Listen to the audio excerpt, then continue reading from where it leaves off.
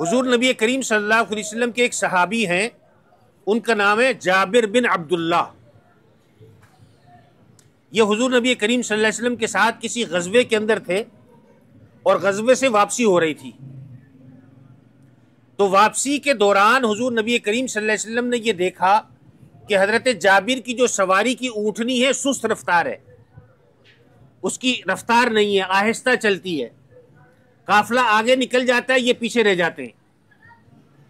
تو حضرت جابر کے پاس آئے اور حضور نبی کریم صلی اللہ علیہ وسلم نے اسے فرمایا کہ جابر تیری اونٹنی کا کیا مسئلہ ہے؟ یہ اونٹنی تیز نہیں چل رہی، آہستہ چل رہی ہے، کیا بات ہے؟ کہا کہ یا رسول اللہ صلی اللہ علیہ وسلم معلوم نہیں کیا وجہ ہے، بس آہستہ چل رہی ہے۔ تو حضور نبی کریم صلی اللہ علیہ وسلم نے قریب جھاڑی سے ایک ڈنڈی توڑی اور آہستہ سے اس اونٹنی کو مارا تو یہ اونٹنی تیز چلنے لگی۔ اب حالت یہ ہے کہ قافلے والے پیچھے رہ جاتے ہیں، جابر آگے نکل جاتے ہیں۔ اب نبی کریم صلی اللہ علیہ وسلم ان کے پاس دوبارہ آئے، ساتھ میں چل بھی رہے، سفر بھی ہو رہا ہے اور بعد میں ساتھ گپ شپ بھی چل رہی ہے۔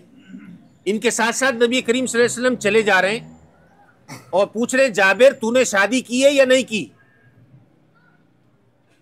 اب آپ ایک بات اپنے ذہن کے اندر رکھیں کہ حضرت جابر کون ہے؟ مدینہ منورہ کے اندر رہ رہے ہیں، 7 غزوے کے اندر گئے، اب واپسی ہو رہی ہے، ساتھ رہنے والے ہیں، لیکن نبی کریم صلی اللہ علیہ وسلم کو یہ معلوم نہیں ہے کہ انہوں نے شادی کی ہے یا نہیں شادی کی۔ تو سوال کیا کہ جابر تو نے شادی کی ہے یا نہیں شادی کی؟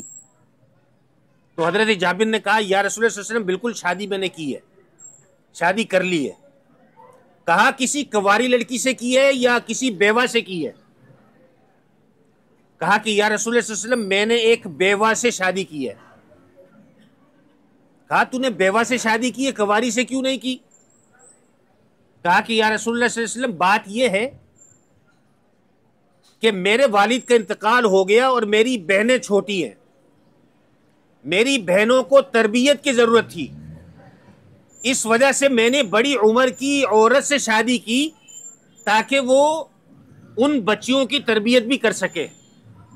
اگر میں کسی کنواری کے ساتھ نکاح کر لیتا تو اس کے نتیجے کے اندر وہ میری بہنوں کی تربیت نہ کر سکتی، اس وجہ سے میں نے ایک بیوہ عورت سے شادی کی ہے۔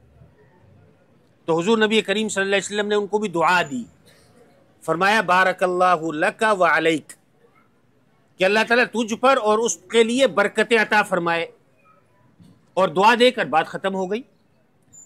دیکھیے کہنے کو یہ ایک واقعہ ہے، لیکن اس کے اندر ہمیں سبق ملتا ہے کہ انہوں نے شادی کے اندر تکلفات نہیں بنائے، بس شادی کی اور ان کی شادی ہو گئی اور انہوں نے آپس میں نکاح کیا، اپنی زندگی کے اندر مصروف ہو گئے۔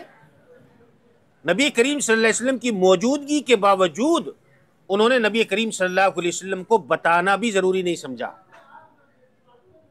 تو نکاح کرنا یہ اتنا آسان ہے، اتنا آسان ہے، ہم نے اس نکاح کو مشکل تصور کر لیا ہے، مختلف قسم کی اس کے اندر رسوم اور رواج داخل کر لیے ہیں۔ ہمارے ہاں تو شادی کرنا ہماری زندگی کا مشکل ترین کام ہوتا ہے۔ گھر کا جو بڑا اور سربراہ ہوتا ہے وہ ان تفکرات اور پریشانیوں میں پڑ کے اپنے آپ کو بیمار کر لیتا ہے۔